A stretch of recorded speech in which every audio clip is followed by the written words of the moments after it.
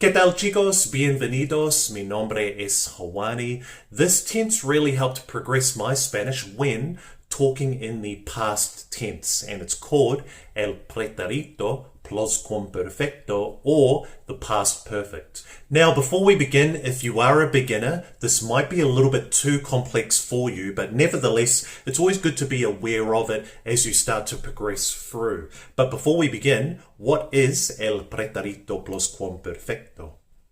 In short, it's describing a past action that has occurred before another past action, using the verb haber as an auxiliary. Por ejemplo, before my trip to Barcelona, I had never seen the Sagrada Familia. Antes de mi viaje a Barcelona, nunca había visto la Sagrada Familia.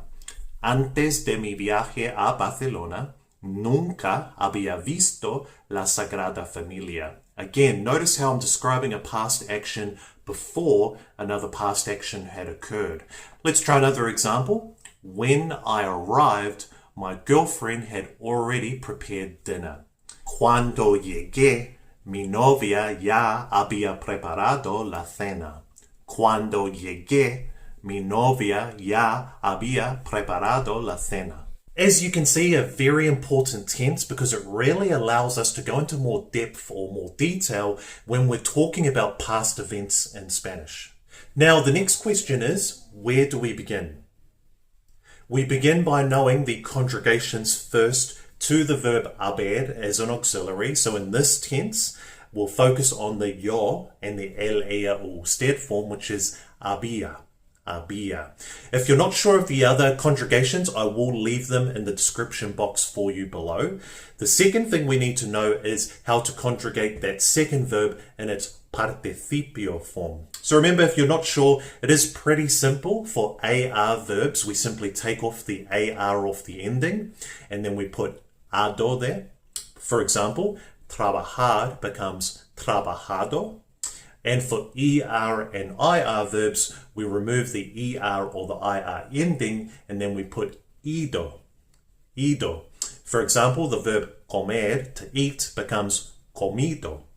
Comido. Moving on to the next step, now that we know how to form this grammatically and we know when to use it, the next thing is to basically just practice so that you become familiar with it. So what we'll do moving forward is I'm going to go through 2 more examples just to wrap your head around it grammatically. And then at the end, I'm going to give you one exercise to do where I'll give you a sentence in English using el pretérito pluscuamperfecto. And then I want you to translate it for me over into Spanish.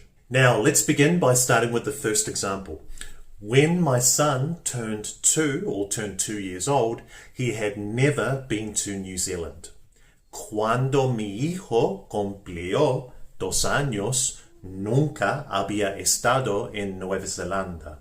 Cuando mi hijo cumplió 2 años, nunca había estado en Nueva Zelanda.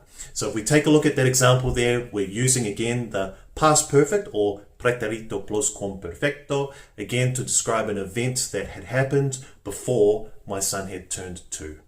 Let's move on to the next one.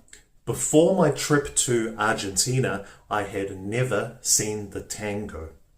Antes de mi viaje a Argentina, nunca había visto el tango. Antes de mi viaje a Argentina, nunca había visto el tango. And you can see in that example, ver is irregular in this tense in its participio form. It is visto. Great, now let's put you to the test. I'm going to give you a sentence in English and I want you to translate it for me over into Spanish. I'll give you 10 seconds, but again, if you do need more time, feel free to hit pause on the video. So how would you translate this? When I met my Spanish teacher, I had already learned a bit of Spanish. So when I met my Spanish teacher, I had already learned a bit of Spanish.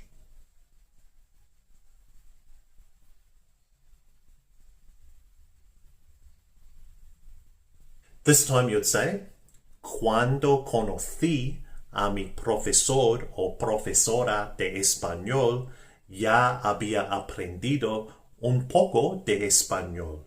Cuando conocí a mi profesor o profesora de español, ya había aprendido un poco de español. Buen trabajo, chicos. Now the next step is to go out there and start practicing some of these examples or sentences in your conversations in Spanish.